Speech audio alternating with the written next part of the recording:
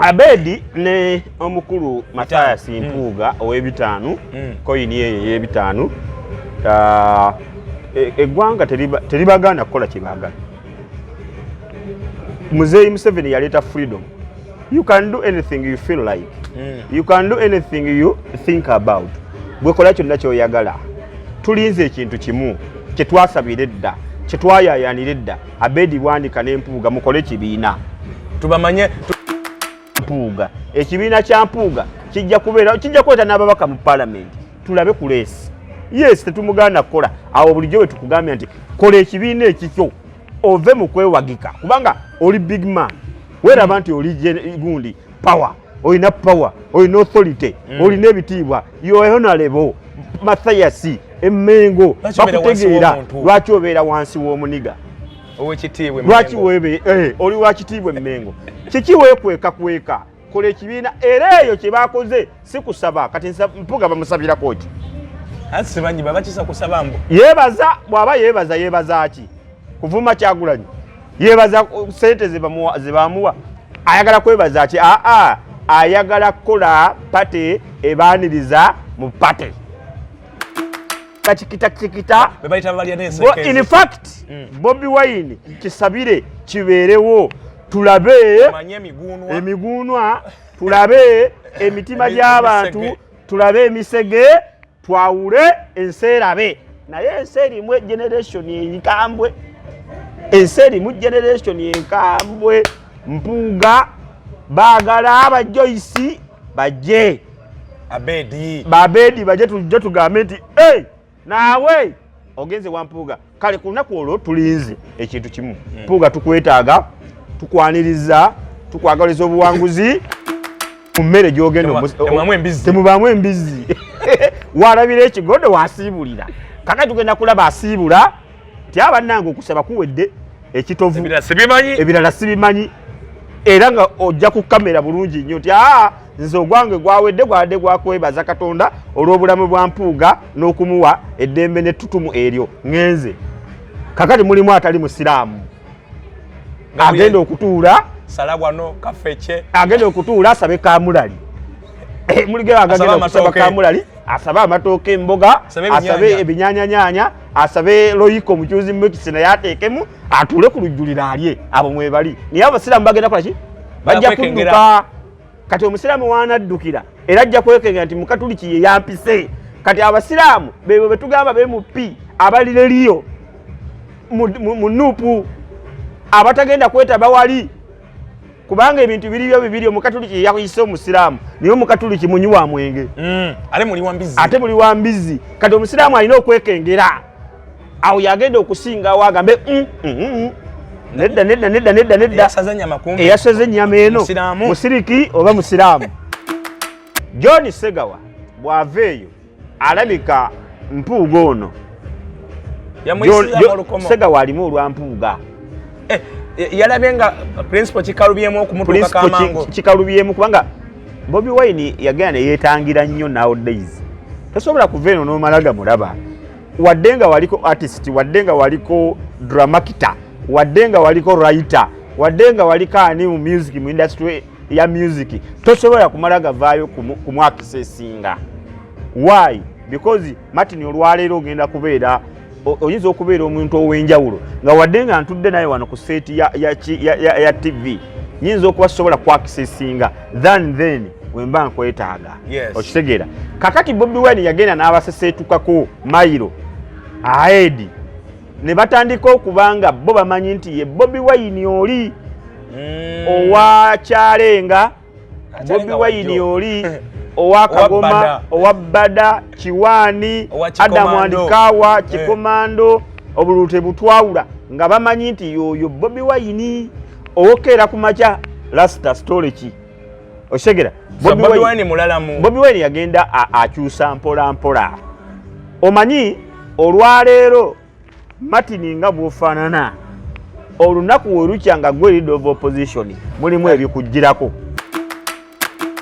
soka mukwana mu primary oba noyingira naye secondary akaana ng'okabe mbekeza kakule Kyagulanyi n'akakupakulako tubuulire ekituufu tukiriwe naye kolerera omulambo kubanga tetujja mugakolerera future yo kati Abedi ali mu future kati kolerera entaana yo eribeera etya kubanga olwaleero omulambo guyinza okuswala ne bagukuba kibooko naye nga lwaki ekibakuba kibooko nga engeeyo ekisooka muli basajja baganda mulabye omuganda avuddeyo mulabye omuganda olw'okuba yali anywa enjaga enjaga yali aginywa n'enjaga etuuka ne bayibuli egamba jangu nga bw'oli osegera Katonda ensonyi zinadda mpolampola olwaleero is a good man olwaleero twamuwoshinga dda n'atereera ali international Abedi Bwanika oli kabanja kibonera gwe toli international ne bonayagala obwa international ate ekyokubiri wagezaako nalabye nono waliwo ekisajja kye nalabye kisajja kikulu kirina omutwe bweguti munene nnyo kyaliko mu DP oba SDP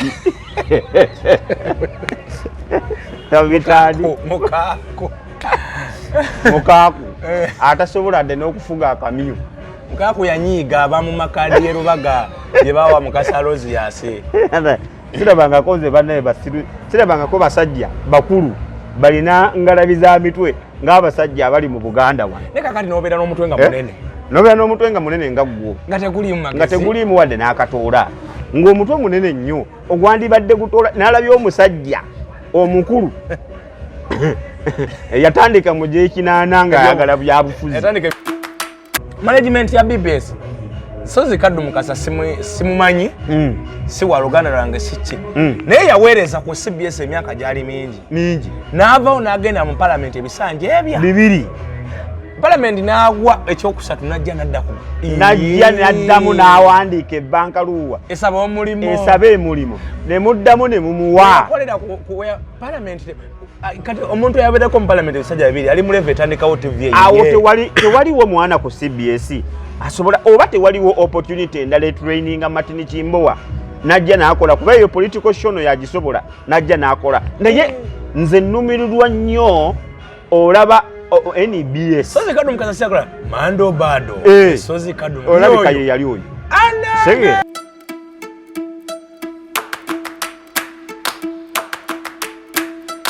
A'udhu billahi minash shaitani rajim. Bismillahir rahmanir rahim. Alhamdulillah rabbil alamin. Ze ajimiti omusomi w'ekitabo era omusomi w'edduwa. Nkosa kyoto kino ekyoto kino kiba kitagombolola. Lwalero ku kyoto kuno kunyambira abantu bange. Buli muntu yenna alina ekizibu kye ojja ku kyoto kino n'osula akabani nenkusabira. Buli alina ekizibu naddala mu abali e Bulaaya nompereza amanya.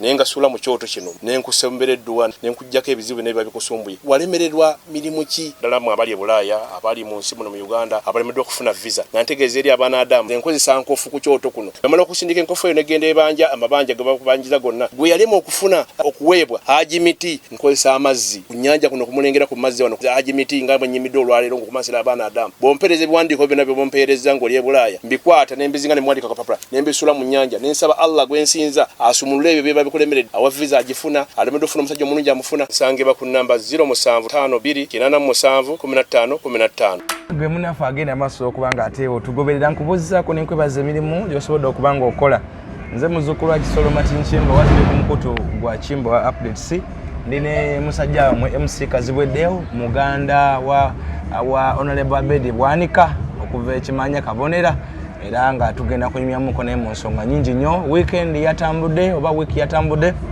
bingi ebyakoze amawulire betugenda kubanga tutunuulira nalabye musajja mukulu John Segawa abalemedde ku kigambo ky'okuzannya emizannyo yuzi yavaayo emabegakaawo n'ayisa eggaali mu Ssenkubuge kati ate ne amazina yagiyisizaako ate ne mu pulezidenti so tugenda kuba nga tutunulawaawo tulabe n'ebiri egiya omukolo gw'e Masaka guli mu giya nnene bagamba kutongoza kibiina bagamba kwebaza Katonda ate bagamba twayisa abantu bagenda kuva nali nababedi ngagamba abantu bagenda kuva Arua bagenda kuva Gulu bagenda neŋŋamba ate okwebaza Katonda mbadde manyi mwatagabaawo mu kimanya Kabonera nenyendo omukungwawo ate lwaki abantu bagenda kuva eggulu kale byebyo dewo sooka obuze ku bantu baffe balamusizzaako nnyo mwenna mwebale kubanga kwemuli ku Kimbowa Update mwebale kutugoberera buli kye tukuteekayo tubeera mu 1000 omutwalo 2000 kitegeeza mutugoberedde ate bye tukola bibanyumira ago wenna atawanyizibwa endwadde ez'enjawulo nga zakwesibako omukyala tofuna mbuto bw'ozifuna zivaamu olina omusujja ogwo gw'omu lubuto olina aniya bamulongoosa bwakomawo bamulongoosa bwadda omusajja olina prostate cancer oyo prostate cancer akwata obusajja tokyasobola kubako kyewekolera bikusumbuye ebbanga ddene olina akawago kayonooneka n'ebiringa ebyo omusajja otambula bubi tokyasobola kusamba mpira n'ogumalako bwe baba nga ayingira ekisaawe nga ate bagamba kujjeyo ebintu entonga ebyo kale kwegamba omupiira ogwo gwe weetandikidde ate enkeera ng'owa booda ku kyalo yagukumalirayo omwana wa Cutex nga agukumalirayo ebintu entonga ebyo okubyewala Dr. Ssenjobe owa Biva Organic agamba nti yakozeyo ke bayita wake up nga kaabambi bokka kabayambako okwongezayo ku lugendo lw'okutambula mu ngeri eyo ndowooza mugitegedde bulungi zino endwadde endala prostate fibroids cancer aniya ebintu bino ng'ebyo Dr. Ssenjobe owa Biva Organic agenda maaso okuba nga ate abijjanjaba ekyenjawulo ekiri ku Dr. Ssenjobe oba ekyenjawulo ekiri ku bannaffe aba Biva Organic nti bakozesa ba medical doctors abasawo abazungu kati abasawo abazungu abo babateekamu ekirungo kya abo yabatwala nayongera n'abasomesa abo basobola okukwata asobola okukwata kye bayita example tugeze omunyango ye n'agukuulayo ku nsiko n'ajja n'agufumba oba emirandira gyagwo oba ebikola byagwo n'akugamba nti guno bw'onooba ogunyedde ogenda kuwona kino kyekyenjawulo ekiri ku bannaffe aba Biva Organic era Biva bakakasiddwa mu kujjanjaba endwadde nga bakozesa obutonde bw'oyinza okuyita natural products basangibwawa basangibwa Mengo gwamanyi Masengere opposite Masengere ekizimbe kinene nnyo bwe kityo oba amanyi kooti y'Emmengo kooti y'Emmengo ali kuba eri opposite awo n'abakyala abatundatunda omwengo omuganda awo bw'okwata akakuba ako maaso awo ekizimbe era obeera okiraba kiwanvu nnyo bwe kiti kiri ku myaliro ng'ena okiraba kiri mu langi za green olaba endabirwamu n'omanyayo wano wendi waliwo ne teardrops oziraba nti wano wendi we bayita ku Biva Organic gwe nno tugamba ali mu Kampala ali mu Wakiso ali mu Mukono eri ezeetolodde wano weewate kyokka ate gwali e Masaka Dr. Munyini abeera ku lunaku olw'ebbalaza e Masaka omufuna abali embalala nammwe kye kimu bw'okwata ku luno olw'ejjinja mu baba abangambye nti ku Market Street wali ejjinja ate era naawe omuyiga nga mwali then erugazi wali oba wali kwa Busa Bank awo erugazi nawo wali eruweero ojja musanga ekasana kwegamba services azibunyiza okwetula ebitundu by'eggwanga byonna olw'okujjanjaba tewesibako ekirwadde mbu buno obulwadde bwaffe buno bwa family yaffe mbu simanyi family yaffe fena tulwala aniya simanyi family yaffe fena tulina ebizimba by'omuntu ebizimba by'omuntu bibi nnyo okimanyi nti oli omukyala ali mukwano gwaffe yafa bizimba bya muto kibi nnyo bayitanga Mariam Ham yafa bizimba bambi omukyala oyo yali mukwano gwaffe nnyo omujjukira ow'entebe Mariam Ham yafa bizimba kakati ebireme ebyo lwakuba dokita teyaliiwo twali tetunaba muzuula naye bangi basobodde okuba nga ate ataasa mu mbeera eyo mumukubireko oba mumugendeewo ajja kuba nga abayamba okuva ku makya mpaka kawungeezi kuva ku Monday mpaka Sunday babeerawo abasawo ate ne Dr. Munyini abeerawo ng'agenda maaso n'okukola omulimu ogw'okujjanjaba Abanayuganda bingi ebyatambudde oba ntandikire wa oyagala ndowooza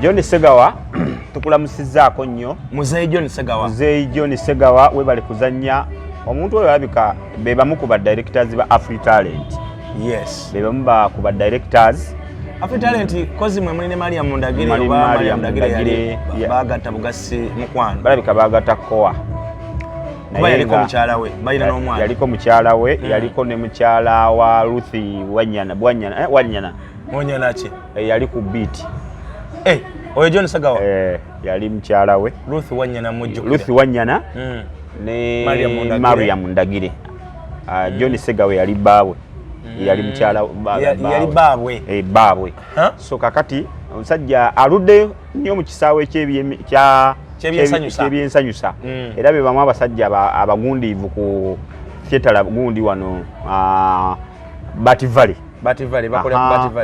bakoleranga nnyo emizannyo gyabwe ku Bati Valley ate nga atrainings abantu bangi mu mizannyo eyo creative art culture gundi ebyo era balinga bamaanyi nnyo ndowooza mu 2000 kuva ku 95 awo 95 okujja mu 2010 awo nga Katolu Bwama John Segawa Charles James Senkubuge, Mariam Ndagire, Kibuuka Benoni, Abe Mukiibi Nkaaga, oletawo Ashraf Semogerere, olete gundi awo ono ali ebweru yali akola ku CBS. Yakolanga ku macha. Yakolanga mugundi mutegedde. Erinnya ly'envudde Wycliffe Luyombya n'abala bangi. Ne Patrick yali wa. Patrick Mujuka. Male Musa. Kanyanya. Kulu yali nene. Oyo gwe twogerako gwe bayita Joseph ani? John Sega. So kakati John Segawa ebintu bigenda bikyuka. Abantu gye bakoma okula obwongo bukaddiwa ne bubanga tebukyayiiya bigenda bifedinga mpola mpola actually nti batuuka akaseera ne ba socks zigenda wansi. Kakati mu kujja buli omu ayaayaana wawe yeekwata. Wawe yeekwata. Asigalenga akyali irrelevant. Omusajja oyo John Segawa yali mulungi nnyo mu stage work. Stage work oku designinga stage naberetya yali mulungi nnyo ekyokubiringa muwandiisi. Yes. He's a good writer since from na 80 okutuuka kati. So kakati bwe bagenze batandika okulabika nga kamera zibavaako in fact theater yagwamuko. Fena tukimanyi okutandikira mu covid okujja wano myaka kati nga 5. Theater tezikyali. Theater music music atutte nnyo, TikTok atutte nnyo abantu. Kakati nabo agenda okuwulira nga banne bamwekutuddeko obufumbo buganye. In fact tetuddanga mukuwulira nti no John Segawa mufumbo. Mbadde sikiwulirangako in my life. Okuva gundi we yali n'abo abakyala abameka ababiri abaddengawo TikTok kibuga kino lejja letona bwe batyo ye life gy'atambuliddemu. Kakati ensi ebadde emumanyidde bwetyo nga wetukuwaddemu kapuliyambo akatonotono nti ani John Segawa. Kakati atulaba ku Kimbo update John Segawa batandise okwekwata gundi Senkubuge n'afulumamuuko n'alirizingamuuko n'agende wa pasita n'ayagala okukola obwa pasita ne bugaana ne yeetugga ku pasita n'amuwa omulimu n'abeera manager wa radio ne TV. Kakati gundi ono n'adda mu bika n'agamba ne bamuwa ebika ono gundi ani muganda wa Edison Benon Kibuuka. Benoni ne bamuwa okukulira ekika simanyi ebika eyo mu Buganda. Ayina obukulembeze mu kika ky'emmamba. Ayina obukulembeze mu kika ky'emmamba ne bamuwa omulimu ogwo. Mu kumuwa omulimu ogwo naye n'aseseetukamuuko katono. Kakati John Segawa n'atuuka nga yakyali ndowooza active naye n'atuuka naye ne bigaana. Kati n'anoonya we yeekwata. Ensi eno Uganda buli woobula we weekwata ebintu bibeera bibiri. Ekisooka bw'otadda ku TikTok onoobeera blogger osobola okubeera politician. Kubanga ensi yonna fera tuli ba politics tuli ba politician naye azatya. Kakali agenda okulaba nti abuze kwe kutandika okukima ba TikToker. Mu kubakima ba TikToker bangi nnyo tubalabyeko ba Faruku Sakozi. Tulabako ono gundi Selector William naye n'amukyazaako yali ku Sapienza n'avaayo ko waluga akolera ku UBC atera okukyaza nnyo mannyo ko full figure oyo gaayo oyo n'amukyazaako. Kakati tugenda okutandika okuwulira nga naye alinga ayagala okubeera okwesigama mu politics naye nga politics gwe yeesigamamu alinga nga alina side gy'ayagala okukonjera. Yalumbye principle. Kakati avaayo alumba mu kusooka emabega eyo nawuliranga eyesigama ku principle. Kubanga yamuyitako ne mu Kivulu. Yamuyitako ne mu Kivulu. N'amuyita najja n'amusesa bulungi nnyo n'olaba nga president yabadde ng'ali happy. John Segawa bw'ava eyo alabika mpuuga ono. Segawa alimu olwampuuga. Yalabye nga principle kikalubyemu okumutuuka kamango. Kikalubyemu kubanga Bobi Wine yagenda ne yeetangira nnyo nowadays. Tosobola kuva eno n'omalaga mulaba.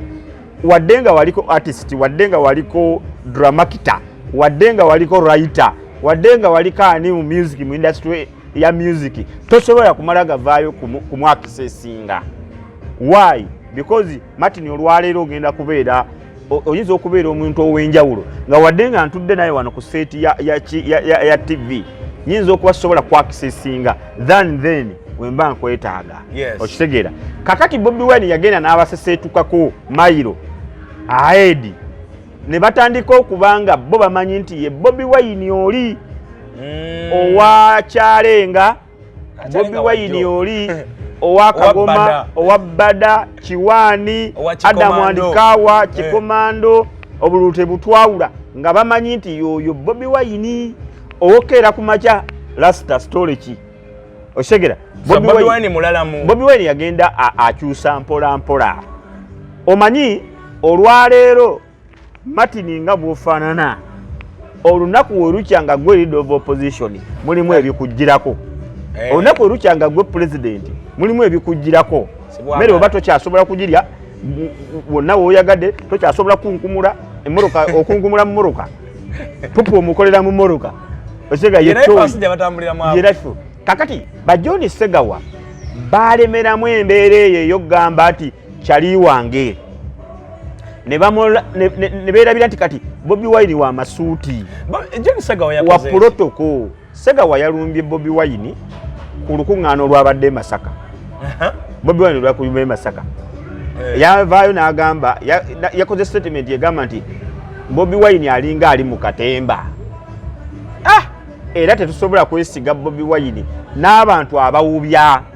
John Segawa Muzeyi Segawa n'abantu abawubya abaana abamugoberera talina kiyinza kuddako abantu abandi badde abatufu. Kakati zezo statement ze yakoze ezimu osobola okugenda ku TikTok n'oteekamu John Segawa n'owulira bye yayogedde. Ffe katumukube bukubi tumulambulule tulabe nga tumuteeka wali mu mabbali kubanga omuntu omukulu wayo ne komutereza ate ne gwozadde akubira engoma nekola ki n'otereera oba n'ozina. Kakati mukulu John Segawa tubaye twagala okukulabula ne sekulabula yenna.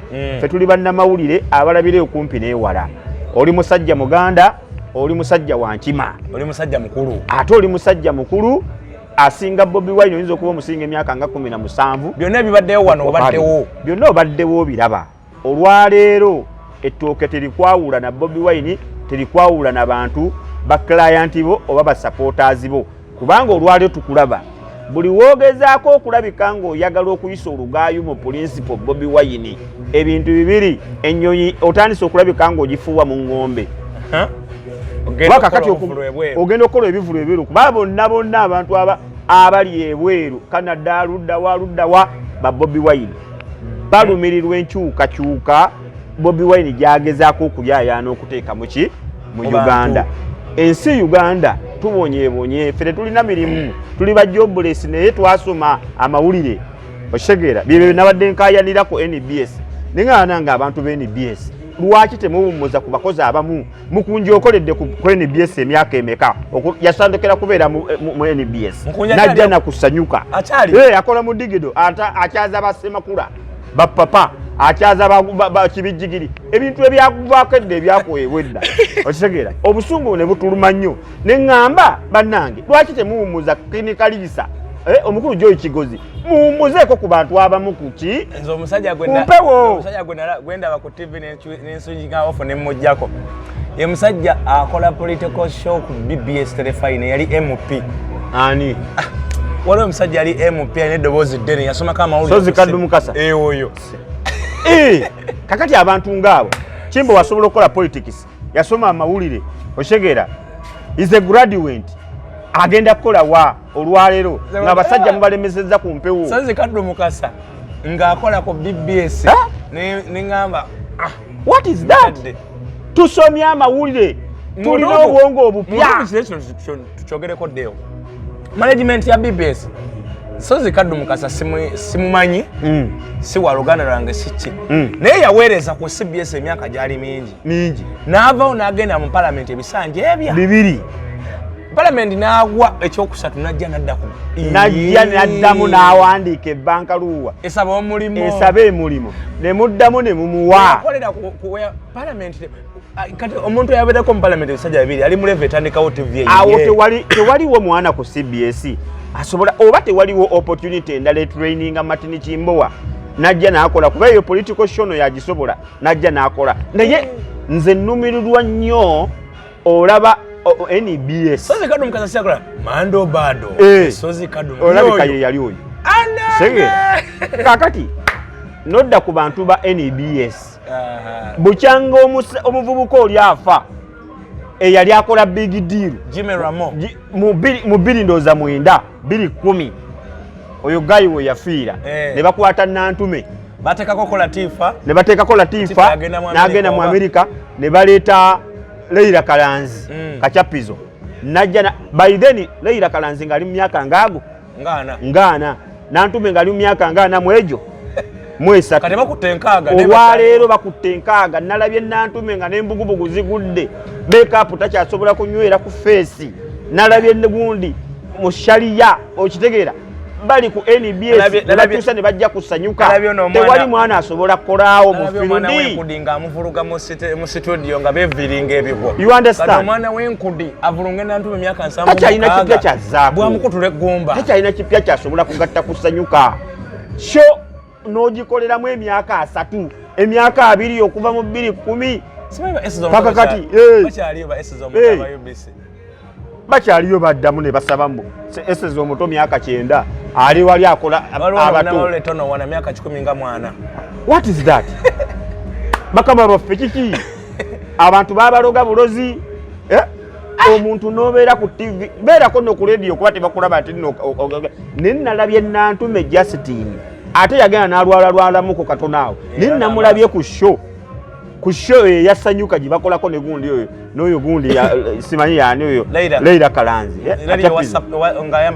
ng'ayambadde sharia tazivaamu abantu baagalako ku bawala abambala ku mini balabe ku kisambi balabe ku ntumbwe world ekyuse abasajja ba CBS abakola bono morning show nkaaga abe mukiibi osigale mu bulango bwo osigale ku bwapidi ne mu office ove ku mpewo gwe tokoyekwera n'okerera emyaka 3 ku saa 12 wako ku mwana omuto ne mugenda ne babasaba emirimu ne baba emirimu abasajja bwogusaba simanyi bwogusaba oyo omusajja ng'akusindikewa ono omunene alinga kioski abuka wenja oyo omunene alinga kioski nakugamba nedda gende wa Henry Empinga olove wanule Empinga genda ono musoga otini masika kintu ng'asooka akuzanyisanga tena omukubira essimu ne bannakasajja gwe Katonda akuwa ekiwummulo eky'emirembe oba njogedde kibi Martin Osika Kintu namukubira kumupa appointment yokka kugenda kunyumyako naawe sebo we nakuba essimu ayogeranga alina akendi mu kibuga Kampala ani gwe onjagaza ki twogere kuki munaye mpayo ka appointment njije nina byenjagala odiscussinga munawe kuki zisirabibwa abantu segaba appointment najjako essimu gwe Martin Osika Kintu gwe nawe nga baba wabuwi bwabakabaka nga yaba wabuwi oba ani yabawa bakuwa buwi nene weeyagala bwotyo olinga nga alina akendi mu kibuga bane ekiri ku CBS basajja mmwe abakadde mmwe mwefuze nnyo ekintu kujja kufa batubikire namwe mugende tusobole okufuna ku mirimu tubakoleko amawulire wiiki emu mugwewo muzikibwe omusajja John Segawa agamba Segawa John Segawa anoonya relevance ekyokubiri bwe bawulira Piero Yunti ezze buli muntu ayagala nnyo kwataakinga ludda wenfunidde ssente bwe gaba emizannyo gyagaana nga tokyaliko kakkana mu faamu zo oba olunda nkoko genda olunda enkoko tosoota va ku Kyagulanyi tukulabulirawo obulabu omu ku be bawadde abali mu group erimu Abedi group erimu Pastor Bujingo abanokuba Kyagulanyi era nkugambye ebintu ebikuba Kyagulanyi kati bingi buli muntu gwe batunuzaamu kamera ayagala kuba Kyagulanyi kasaba muwaayo emitwalo n'egibeera 3 ne bamuwaayo bukadde 2 naye kakati John Segawa tekyali akumanyi mu Kampala ekyokubiri tokyasobola kukwata muzindano n'okankanya kitundu tolina kyogenda teri agenda kuwuliriza bintu byo teri agenda kulaba olwaleero n'okukwogerako obwogezi ffe lulimwe mwalinga mulina emizindaalo kate kyali ayinza kukwamba nti nno John Sega walina omuzindalo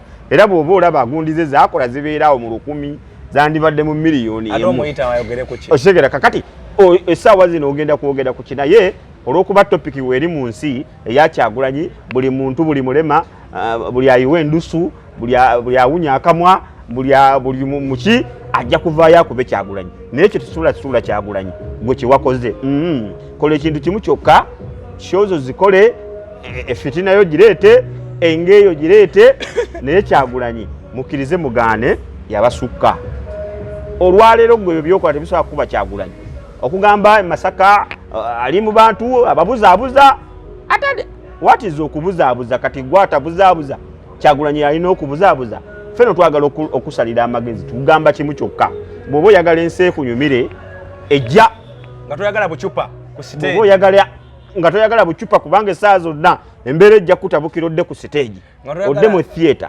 kakati bw'oba toyagala sheeku sale bw'oba oyagala entaanaayo tulabike nga tukuteeka ku TikTok okumala wiikisi 3-4 Katonda nga amaze okuyita okitegeera va ku Kyagulanyi mwesonyiwe ye John Sega ayinza oba yagoberedde ebintu bya bedi nti abantu abajje Masaka simanyi baleeta simanyi biki kati naye nga aleka ali ku propaganda oyo simanyi abaaliyo mulaale baleeta ninga omusajja mukulu w'ekirevu kakati Abedi Bwanika anoonyeza naye relevance ebuze ekisooka obukulu Abedi Bwanika twagala okuddamu okulabula n'okutegeeza nti bw'oba oyagala bakuziike Masaka lekera awo okuwola mpa Kyagulanyi kubanga oyinza n'obutafuna kakisa kaziikibwa Masaka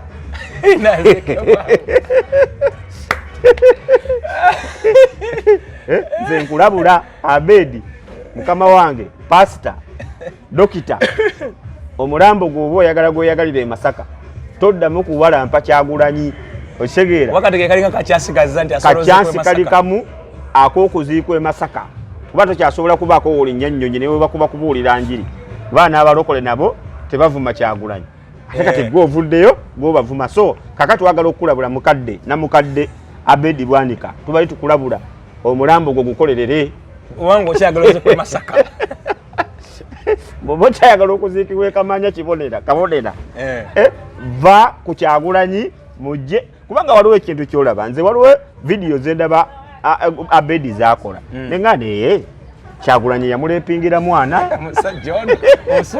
obusungu bw'olina n'effubitizi ly'olina enge gy'olaga Kyagulanyi omuntu n'agamba oba naye in simple terms ayinza okuba Kyagulanyi yalina kye yakola Abedi bw'abanga Kyagulanyi teyakulepingira mukazi oba yakuzaalira mu mwana wo oba yakuzaalira mu mukazi wo oba babi yali mukazi wa Abedi nga wasooka mukwana mu primary oba n'oyingira naye secondary akaana ng'okabe embeekeza kakule Kyagulanyi n'akakupakulako tubuulire ekituufu tukiriwe naye kolerera omulambo gwo kubanga tetujja muga kolerera future yo kati Abedi ali mu future ye kati kolerera entaanaayo eribeera etya kubanga olwaleero omulambo guyinza okuswala ne bagukuba kibooko naye nga lwaki ekibakuba kibooko nga engeeyo ekisooka muli basajja baganda mulabye omuganda avuddeyo mulabye omuganda olw'okuba yali anywa enjaga yali aginywa n'enjaga etuuka ne Bayibuli egamba jangu nga bw'oli osegera Katonda ensonyi zinadda mpolampola olwaleero is a good man olwaleero twamuwoshinga dda n'atereera ali international Abedi Bwanika oli kabanya kibonera gwe toli international ne bonayagala obwa international ate ekyokubiri wagezaako nalabye nono waliwo ekisajja kye nalabye kisajja kikulu kirina omutwe weeguti munene nnyo kyaliko mu DP oba SDP tabitali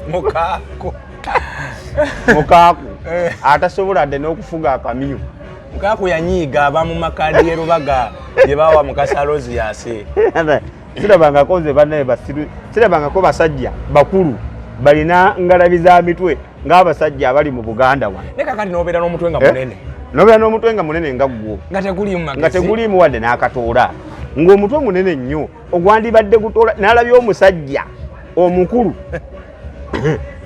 yatandika mu gy'ekinaana ng'ayagala byabufuzi paka olwaleero tafunangako wadde n'okubeera sekuritale kwero si wanu ali ku Kyagulanyi afubitika avuma ate ne gundi nono njagala kumulabula naye wafuna akadde netukubeererawo naye njagala kumulabula kuba oyo ye mukwano gwaffe taata waffe naye njagala okukulabula ono owegundi owe Kasanda economic general oyo mukwano gwange Kasire Zimula tera okulya ku top radio ng'odongwadongwamuko ebintu ebimu okitegeera wayita ogenda naye kwesimba manya wayita tagenda kujja kuba natandika naye nga nze ddereeva we Kasire Zimula kati njagala okukulabula muzeeyi Kasire Zimula economic general ow'ebbiri ebbiri empya z'ogaba okitegeera tovanga mu 5 oli wa bbiri zoyo kyabannamawulire n'obawa ne babaatu abalonzi badde nkulabula nenkugamba nti Kyagulanyi naye mugende empula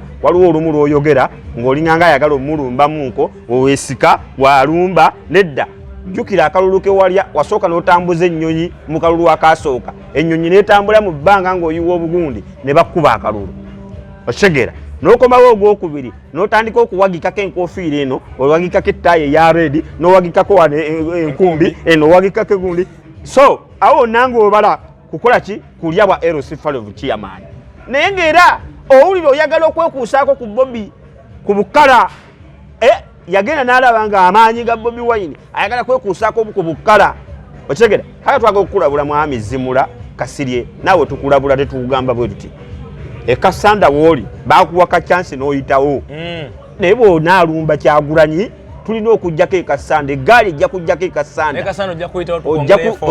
ojja kweyongerayo efuuti oli musajja muzimula mugwanya mwava mu layini eyo twali twakusaasira ne bakuwa abantu b'e Kasanda natambulako naawe otandika okugamba Kyagulanyi simulinaako buzibu pulezidenti wange naye nze ndi wa DP kati bw'oba wakozesa ku linnya eryo ne likuwa ku maanyi okupenetratinga n'ogenda muki ku LC5 chairman weekwata empola weegendereze tuddayo kwa Abedi Bwanika Abedi Bwanika tukugambye kolerera omuki omulambo gwo kubanga olwaliro omulambo gwo guyinza ofuuka ng'ogwobote obwami ne gutayita Masaka ne gutasukka Lwera bw'oba ofiiridde mu kibuga ne banoonya bye bakuyisa nga tebakulabawo olwaki olwakamwako Tereza akamwako Abedi manya nti woziikibwa oziikibwa ku ttaka lya Buganda manya famire yo etudde ku famire ya Buganda kola ekintu kimu Tereza akamwa emiliyoni 5 oba 2 oba 3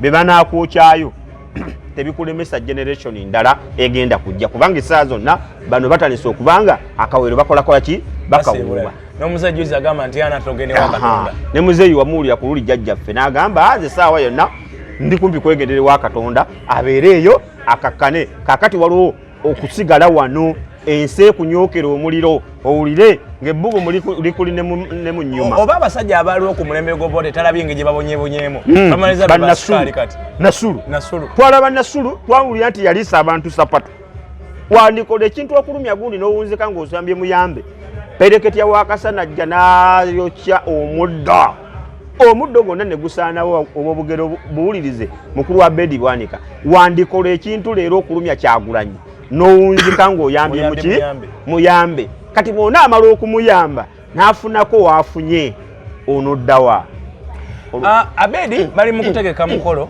guli mugiya nno nene naye tetumanyi kituufu kiriwa bagamba kusaba kwebaza mu Katonda ate mama ne bagamba kutongoza kibiina omukolo bakolera ne press conference namba Abedi n'asoma abantu bagenda okubaayo n'obuyinza bwe bagabye simanyi ba Joyce bagala bali eyo be ba minister simanyi baani be ba biki nawe agamba nti mulimu n'abantu bagenda okuva eggulu eruwero Masaka ewa simanyi eteeso nengamba okusaba okwebaza Katonda abantu bagenda ova eteeso ewawa bagenda kukimaki Abedi ne munne tebanga bagenda kutongoza kibiina Abedi ne omukulu Mathias Mpuuga ow'ebitaano koyini ye y'ebitaano eggwanga teribagaana kukola kyebaagala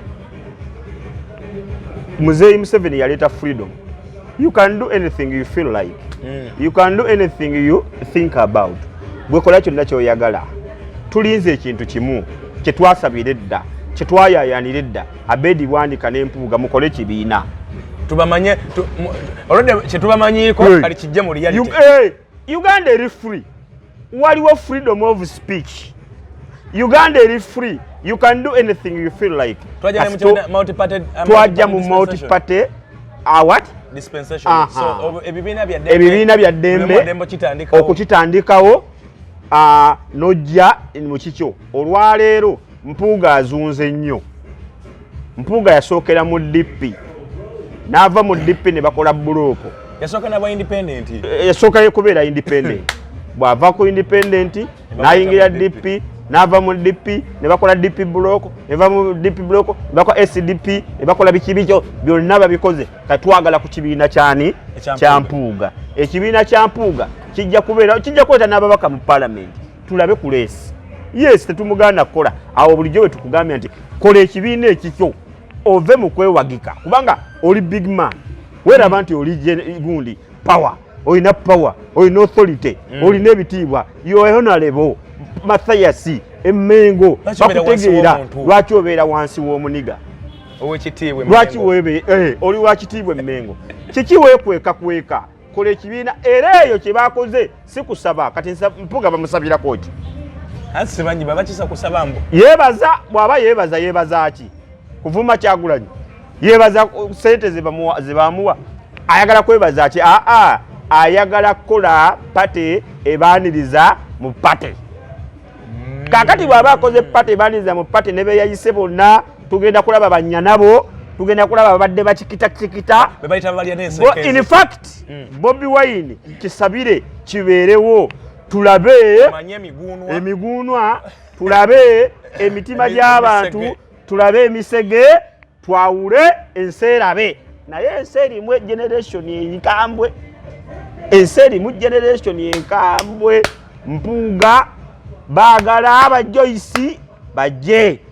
Abedi bajje tujje tugambe nti naawe ogenze wa Mpuuga. Kale ku lunaku olwo tulinze ekintu kimu. Mpuuga tukwetaaga. Tukwaniriza, tukwagaliza obuwanguzi, ekibiina kitambule, awo tululire leesi wakati wa Nuupu ne wakati wa Mpuuga n'ekibiina. Ekyemolamole ekyeruwere ekiri romantic ekyo kyekyani? Nabukenya. Labye ng'agamba nti bamuwadde invitation emuyita ku mukolo naye mbo yo invitation gy'alina emuyita ku mukolo gwa kusaba. Kyokka ate mu byawulira mu bantu awulira mbu kutandika kibiina. Ababaka ebayisa obuyisi nga bo bagenza ku mukolo gwa kusaba banatuukeyo ng'ate Mpuuga alina agenda ndala. Anti kati wetulabira wetugenda okulabira nti bwe babanze bampise kazibwe ebanga akazibweddeewo oli invited okujja ku mukolo ogw'okusaba. Kwebaza Katonda. Omusiraamu yenna buli wajja ku mukolo yeekengera mu mmere gy'ogenda temubaamu embizzi. Walabira ekigondo wasiibulira. Kakati tugenda kulaba asiibula ti abannange okusaba kuwedde ekitovu ebirala sibimanyi era nga ojja ku kamera bulungi nnyo nti nze ogwange gwawedde gwadde gwakwebaza Katonda olw'obulamu bwa Mpuuga n'okumuwa eddembe n'ettutumu eryo ngenze. Kakati mulimu atali musiraamu agenda okutuula salabwano kafeche agenda okutuula asabe Kamulali. Muligera agenda okusaba Kamulali asabe amatooke emboga, asabe ebinyanyanyanya, asabe Loyiko mukyuzi mmekisi naye ateekemu atuule ku lujjulira alye. Abo mwebali naye abasiraamu bagenda kola ki? Bajja kudduka. Kati omusiraamu waanaddukira era ajja kwekengera nti Mukatuliki ye yampise. Kati abasiraamu bebo betugamba bemupi abalire liyo mu Nuupu abatagenda kwetaba wali kubanga ebintu biriyo bibiri. Omukatuliki yakuyise omusiraamu naye Omukatuliki munywa mwenge. Ate muli wa mbizi. Kati omusiraamu alina okwekengera awo yagenda okusinga wagambe nedda eyasaze ennyama eno musiriki oba musiraamu. Ennyama si nkaafu eri halaali alamayina wetugenda okumulabira awo kasitaana adduka. Amawulire gajja kuba tujja kubibawa. Kakaya tulabe ani yabadde omusiraamu omutuufu nga yagenze ku mukolo gw'Omukatuliki. Nti Martin Kimbo yabaddeyo nti bulijjo tumulaba Mpuuga wabadde atakaka yabadde akuba engalo kakati tugenda okulabira abadde omusiraamu nga yerembeka mu buki mu busiraamu nga tumulaba ali ku lujjuliro asaba Kamulali. emisana by'oku kisibo ava ku muli ewaka ng'alidde Imaamu Kyagulanyi Ssentamu wagenda okulabira ababadde asaaza ababadde balya obugaati mu toilet nga tebalina leesi egenda kusembera kati ogenda kulaba obugaati kubanga Mpuuga agenda kuyimuka atandika obbawo obugaati olaba agira bw'ati n'akawugula kitegeeza ajja kuddayo mu Nuupu otugenda okulabira omusiraamu atalina wuzu tugenda kulabira omusiraamu atalina wuzu ku lunaku olwo era ssebo weebale nnyo yongera kubayita ate bonna yandibayisa 56 Mpuuga bonna bayite aba Nuupu n'abopposition bonna bayite kuba ne mu DP mujja kubaayo mwera emisege akati analya ku olutaali kitegeeza agenze wani tugenda okulabira omukatuliki asembera nga tayamala misomo tugenda okulabira omukatuliki asembera nga teyamala misomo otegeera bwe nalaba Sseggona omuniiginze ng'agamba nze ngenda ku mukolo sijja kutenguwa naye bwe babaamu empulira omuzindaalo nga gutandise okusala nze pulezidenti awutanzikiriza awo Kyagulanyi kaakati bwe tugenda okulabira kati oyo ye mukatuliki eyamala omusomo akkirizibwa okusembera kati atannaba kumaliriza musomo omusiraamu bwe tugenda okulabira omusiraamu atali mutayirire naye nga bulijjo ayambala enkofiira ekiwala kino ki Joyce Baagala kyabadde ki Joyce Baagala be bamu ku banywanabo kuba kikita n'empuuga kakati ate Baagala musaasidde kubanga agenda kuddayo ekitone nnyafumbirwe oba akomewo mu mawulire asabe ku NBS ku myaka negibeera bonna bajja kwewasa kakati awo gundi Joyce Baagala omukazi oyo nze namulabirawo dewanu nga mukwata amawulire ago nagalabanga mulimu ate ne Kyagulanyi kimuyambye nnyo Martin Kimbowa Kyagulanyi agenda kutegeera nkugambye Kyagulanyi agenda kutegeera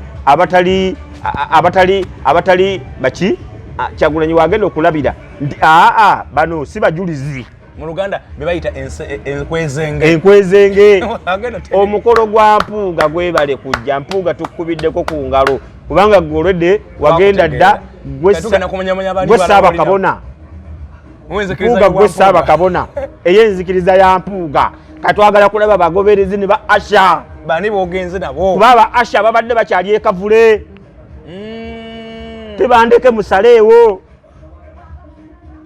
musaleewo sajja wange Alani ensi eyawule Alani bani bonna babayise kubanga omusajja alina okuba nga yayise abantu 50 mu abo oba 5 mu kago oba 8 ekigendo kyagala kusuula Nuupu ayagala kati ye kuba mu Nuupu kujawulamu emirundi emeka bwe twagala okulabira gundi obadde wa ensi mulaba ate Kyagulanyi mugezi Kyagulanyi okumanya nga mugezi ayiza n'okubeerayo ku mukulu bamuyise erina okubanga ebbaluwa bagimuwadde Kyagulanyi balina okuba nga ali invited abataliiwo anasindika deputy we deputy tulabe kati deputy ng'ekikututte beera ne ka notebook oyinza okwerabira oyinza okwerabira omukatuliki yasembedde nga tamalanga misomo kakati olwaleero tulabe ku Mpuuga kyetwali twagaliza embazzi Kibuyaga agenda suula Mpuuga akole ku kibiina tulabe kinaatwala obukulembeze bw'eggwanga Uganda naye obusajja wabo ba Mpuuga omivyo gye bakola mu DP lwaki bagala ogyetane mu kibiina ky'abannaabwe anti kakati yabanguyira Kyagulanyi agenda okujja mu bukulembeze mu 2017 nga ebimu abiyimbyeko ayimbiddeko kubamu bamusasuddeko abadde abalaba politics bafudde nakola kino one day namulabako ebusaabala ng'akyalina ne dreadlocks omusajja amugamba naye gwe oli wa kibiina kye n'agamba nedda nze nnuto lwakuba muzeeyi wange yali waki yali wa DP naye bwe ntunulira DP nentunulira FDC nentunulira gundi nsigala nga nkyali straight nga ndaba nti nze nkyali wonna nsobola okugendawo nga wendaba ideas n'ebikolebwa mu ggwanga ate Kyagulanyi eyo balowooza fala naye okimanyi nti Kyagulanyi bwe yajja obusajja obwo bwamugaana okuyingira mu bibiina byabwe Kyagulanyi bwajja nayagala agende avuganye ku tiketi ya FDC wagenda FDC nemugamba tukyalina kantinti waffe bwe yajja mu DP nemugamba tukyalina Kamome balinayo mukazi bamuyita Kamome nasigala nga tewali kibiina kimwaniriza n'akola drive ye katane bebamu bebazunza emidwe bajja gyali webale kukireeta nti Kyagulanyi agenda okujja yabala n'agamba bwe nagenda mu DP ejja gamba nze muleese nze muzadde bamugoba n'omugoba yagendayo ne bamugoba n'agamba ngende mu FDC nedda nebaga tukyalina kantinti era kantinti yajjanga furaga beyara waki FDC NRM neleeta sitenda Sebalu kakati DP neleeta Kamome abajjanga independent kwaliko Kyagulanyi kwaliko nono yalinga ayere ekkubo yali ayere ekkubo oyo lawyer kandi kati MP bayita Nkunyingi Muwada oshegera era Kyagulanyi kyovula nti Kyagulanyi yalina omutima omulungi labira ku Nkunyingi Muwada olw'okuba yavuganya Nkunyingi Muwada n'amukuba akalulu Nkunyingi Muwada yalina ati era yalebekirwa Katonda malayika entukuvu yamulabirakerako n'agenda ne yeebaza n'agamba naye Honorable Kyagulanyi atulidde akalulu era muyozaayoza n'agenda weyawulira nti Kyagulanyi atandise okulabika nga atambula Nkunyingi n'agaa wano era tukiriza tugaana Nkunyingi yaerera Bobi Wine ewuwe n'amwoleza toyi n'amukaliningira compound kuba gye gyali emirimu ye bwakusanga ng'oli awo kampeyini ze zagenda nga nju ku nju agenda ne gajeti ze n'emmotoka ye enkadde super custom n'atandika okwera kakati awo ne tuvaayo ne tugamba nti Bobi Wine awo yatandikira okulaga egundi ensi nti nsobola okwagaliza Kimbowa n'avaayo n'aga nti banna abantu bewa begundi kitadde naye ndeese Nkunyingi Muwada abeera awo Nkunyingi n'ali akalulu yoyo Kyagulanyi Mpuuga wali oleesa ani Abedi Bwanika wali okwatidde ani ku mukono ate nga naawe bakwata mukwate ne bakukwatira n'ogenda olwaleero we twagala okumanyira nti kaakati olwaleero omukolo gw'ogenda okukola Mpuuga Mathias twagala tulabe who is who ani ayinza okubeera leader of opposition kubanga leese begenda kujja otuba tulinawo ekikye tulinawo ekya DP tulinawo NUP tulinawo FDC tulinayo ekya Jema tulinayo byonna kakati bijje tulabe ani naye wava omuntu waddawo era omulala Mpuuga ayinza nti ajja twala ababaka bonna naye era si yabaleeta ekyabalira kikyaliwo kati kankubuulire tugenda kunyumirwa ensasagge akalulu ka 226 ne obwa member of parliament olwaleero 221 Bobi Wine teyali settled mu kibiina eno bakiwabira eno bakola biki eno naye ali eno tetwafuna kasengejja kalungi ku member of parliament si ba councillors and whatever olwaleero ekibiina emyaka 5 gye kimazeewo kiri settled tugenda okulaba enkaayana tugenda okulaba kurim wakalulu aka member of parliament omwaka ogujja waliwo bubiri yali 220 tugenda okulaba kurim olwaleero tekyali nti Nyanza analya ssente bwagambanga mu Nyanzi twamuwa etugulirira kaadi tekyaligulirira kaadi kubanga ate kyendaba mu NUP kigenda kubeera nti Honorable Kyagulanyi principal agenda bagamba nti muddeeyo ku kyalo akamyufu kubanga kati kaadi zigabiddwa kati gyeziri ku kyalo abantu ne banaabeera 10 be bajja okugamba Kyagulanyi nti Martin Kimbowa namboze webale kunga webale kubeera nnyo ku lusegero lwa principal nisi kyalina amaanyi twagazizza mu bantu gendayo bakunge bakuwa akalulu kati awo tulabe engalabi ejjira ku independent mu 2016 nsijukira mu Kampala wano yali Elias Lukwago yalina abakandidate basatu ku kifo kimu naye nga bonna tababuusa tabagamba nti owa bamulekera ono yalina ekiwala kibayitanga kishifura Lukwago ekyeru yalina akawala kibayitanga ka Aida Nakuya yalina waliwo nowesiwa nakiwala kingi Kalukwago bonna nga azunga nabo bonna balirayo yabe Lukwago yeete abantu abo okugwa bombi wasinga yabawabula n'abagamba naye kati muli basatu muna muli bamaanyi muli mu Kampala lwaki temuvuganya mu bifo ebyenjawulo wano naye ne balekera n'abategeerera ne batandika okubalala engalaala ebeerako Sifula Lukwago yemu eriko Aida Nakuya eriko ne Lukwago naye nga ate bali nga bana bali bagala kifo kimu Kakati nkirabye emiti ya leero. Mpuuga tabuusa abaagala eri bali mu kukolera n'abakoba kalulu. Abanyana n'abakoba bayinza okuddirawo. Ate ebifo ebimu era bigenda kuddamu kati nga ebyo ebifo by'abaagala ogenda kufuna opportunity okuzza baani bannabakoba. Why? Because nti mulumagana ate oyinza okulaba nga n'empuuga n'abakoba naye omulabyeyo ku mukolo ate aganibwa okugendayo nga yamuyita. Ojja kulabayo n'abakoba, in fact ojja kulabayo n'abakoba, olabeyo Joyce Baagala n'omulala.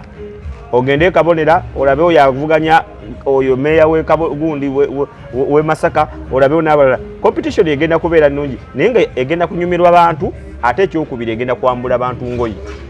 Egenda kulaga nika z'abantu wezifaana ne gundi bwati bulijjo ayambala tyagiriya nika. Why? Because nti gega amaanyi gakyagulanyi. Mpuuga anaayita ebikonge, yeeyisa ebikonge by'omu kibiina kuba bw'aba abadde deputy president w'ekibiina nga yaliko ne leader of opposition. Ebikonge by'ekibiina, secretary general, omwogezi w'ekibiina, tunaabalabako president.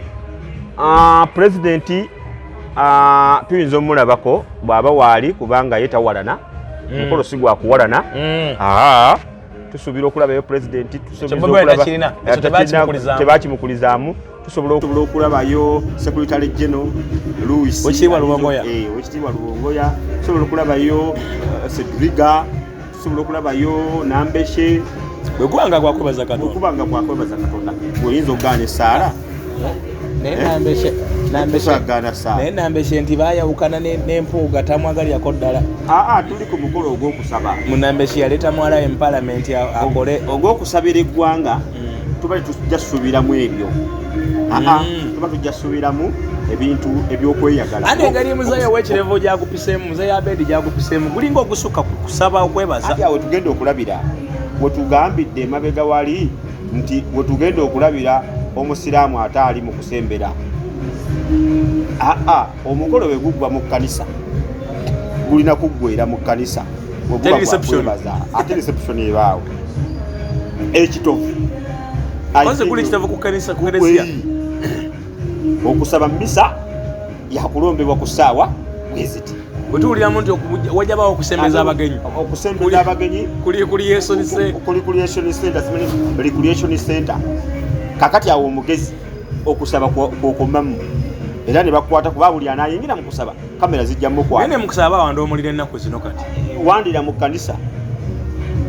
kkanisa kubanga akakodyo kajja kujja nga pulezidenti w'ekibiina yalina okukomekereza omukolo okumuzindaalo. Kati tugeze Kyagulanyi omukolo Mpuuga gw'oyise bw'aba Kyagulanyi principal bw'aba nga pulezidenti wo yalina okukomekereza omuzindaalo. Yakuwa kaadi kw'oli ku palamenti n'akufuula buli kimu ky'oli bw'ate alina wadde n'akantu n'akamu mu DP. Munnange ekyo bakiwakanya mboosi abafudde yakize namu ku BBS yagambye ani mukulu Mpuuga.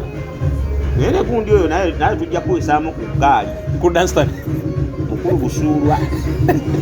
Mulabika mulina gwe mukolera ebibuuzo byeyabuuzizza Mpuuga nga biragirawo nti kuba Kyagulanyi. Mukulu Dunstan ne mukulu Medi ne Dunstan muyinza okuba naye Medi yalaga dda mukikita Dunstan. Kakati Dunstan Busuulwa mukulu in fact katumala okumukubamu mukulu Busuulwa.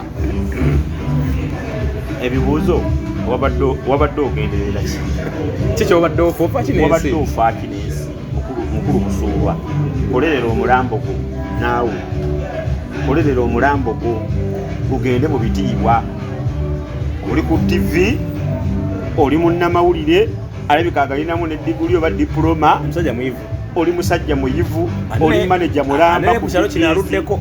Oludde ku kyalo kino n'otandika okubuuza wakola ki gundi lutabaguzi wamubbira ki asiikuula fitina osiikuula fitina ne bannange kiki ero kyalina bannamawulire mu Uganda. Kyalina bannamawulire munnamawulire baddemusomesa ethics ez'amawulire tolina kubuuza bibuuzo guwanditulugala eyo saati lutabaguzi yabaddeko oba ate yabaddeko kwabaddeko omuntu atya omu senga lutamaguzi yabadde ate guli nakukuba ate Mpuuga yansanyusizza nnyo bwayaga nti ebibuuzo ng'ebyo mbadde njagala obimbuuza nga lutamaguzi aliwa ali wano muddemu nga Lutamaguzi ali wano lwolifuna chance emuleeta nakusinga ne knowledge yakubye nakuba bwatyo yakubye kick off n'ogweri wayi mubanga abazze nga mulinga abanywedde enguuli oba netooka omubaka lyaleka ng'ava ku mpewo lye libawunza ate kati abatata nabagilireka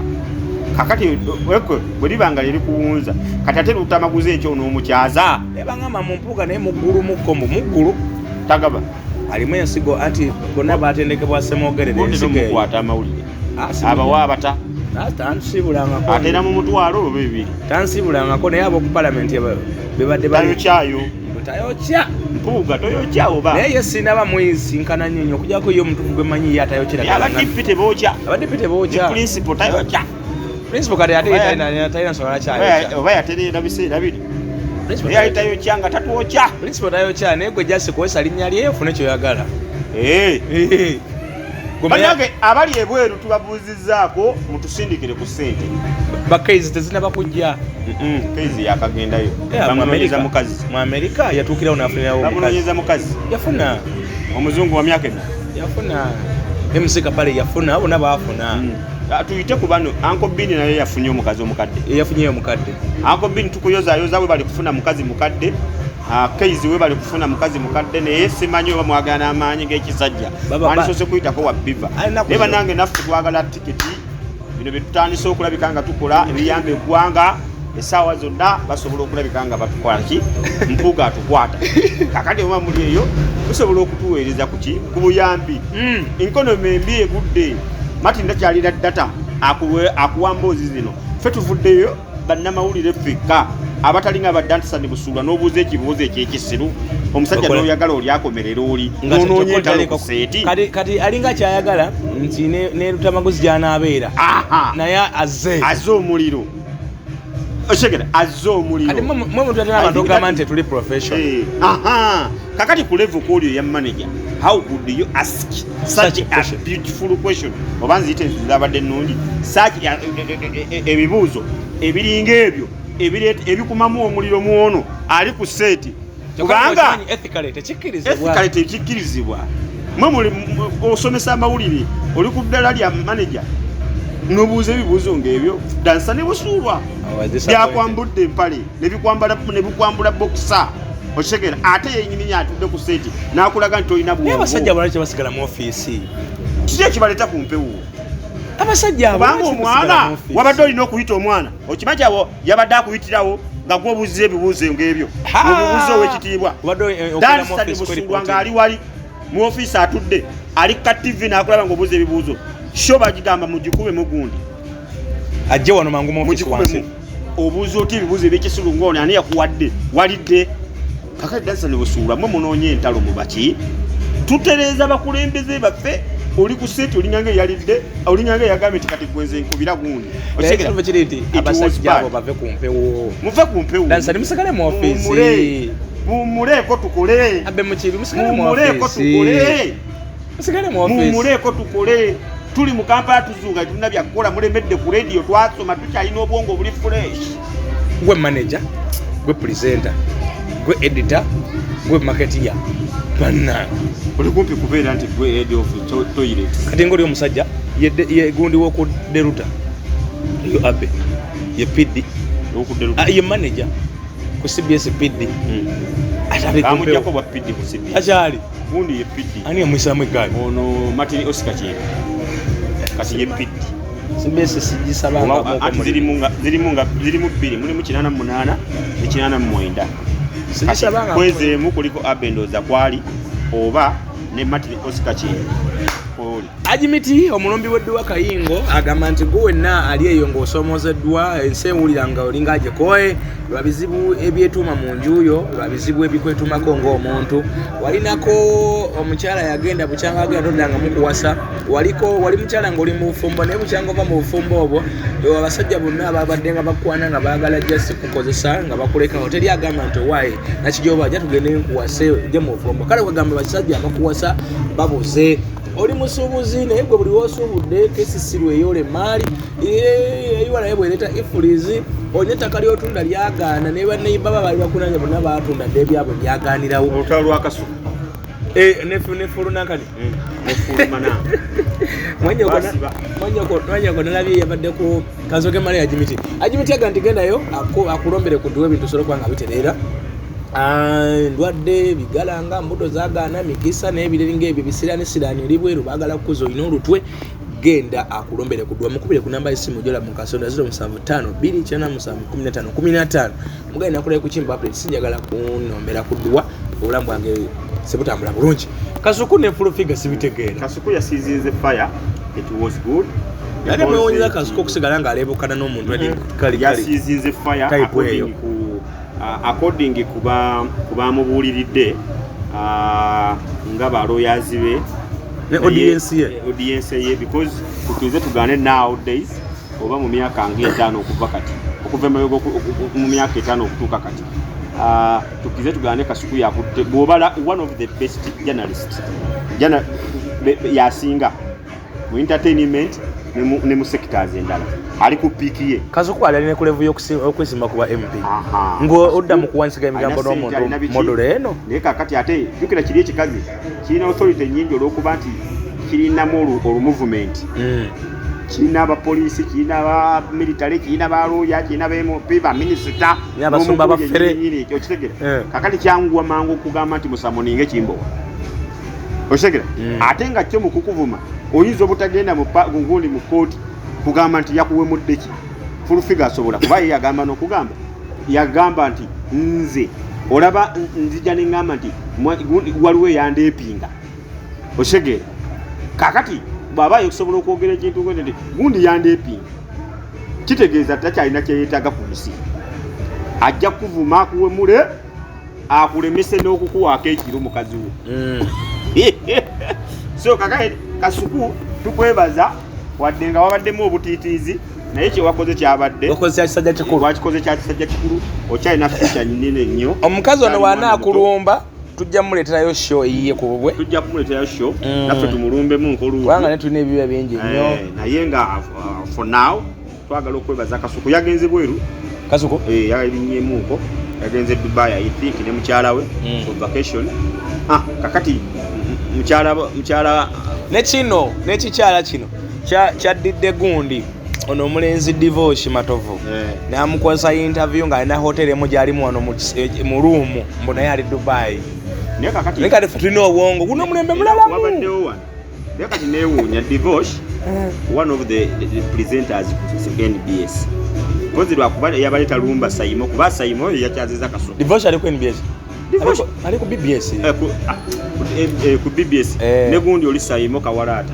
naye ali ku BBS kakati ate Saimo yakyazizaani Kasuku kakati ate Divorce najja n'akyazaani Manyoko kali Manyoko yafangisiza yagenze mu ruumu ya hoteli emu wano mu Kampala gye nategeddeko bulungi n'afunamu ruumu n'ayambala leeso ezo gundi tawulo z'omu hotelo yenna n'alaga nti ali bweru wa ggwanga era n'agamba